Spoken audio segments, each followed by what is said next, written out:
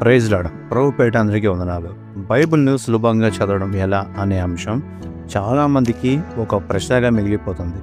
జనవరి నుంచి డిసెంబర్ లోపల ఎలాగైనా చదివేద్దాం అని అనుకుంటాం, కానీ చదవలేము. కారణం ఏంటో తెలుసా? బైబిల్‌ను 1500 సంవత్సరాల కాలం 40 మంది ఆథర్స్ 10 రకాల ప్రాంతాల్లో కూర్చొని వ్రాసినా అది ఒక్కరే రాసినట్టు ఉంటుంది. ఎందుకంటే అది పరిశుద్ధాత్మతో వ్రాయబడినది.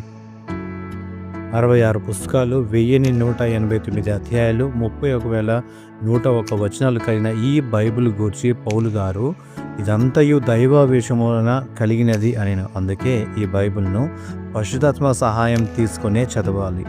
దీనిలో మొదటి భాగం వింటే సులభమని అనిపిస్తుంది, కానీ ప్రార్థన చేసి పరిశుద్ధాత్మ సహాయం కోరుకోకుండా చదవలేము. బైబిల్ను ఒక్కసారి కూర్చొని చదువుతాము అని ఎవరైనా అనుకుంటే వాళ్ళు 77 గంటల 28 నిమిషాల్లో పూర్తిగా చదవగలరు.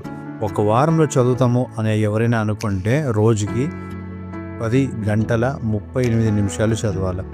ఒక నెలలో చదువుతాము అనుకుంటే రోజుకి 2 గంటల 29 నిమిషాలు చదవాలి. 3 నెలల్లో చదువుతామని ఎవరైనా అంటే వాళ్ళు రోజుకి 50 నిమిషాలు కూర్చొని చదవాలి.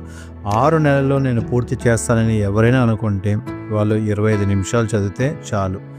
ఒక సంవత్సరంలో చదువుతాము అనుకుంటే రోజుకి 12 నిమిషాలు చదివితే చాలు. కానీ వీటిని పరిశుద్ధాత్మ సహాయం కోరుకోకుండా మాత్రం చదవలేము. అందుకే ప్రార్థన చేసుకొని పరిశుద్ధాత్మ సహాయం కోరుకొని చదవండి.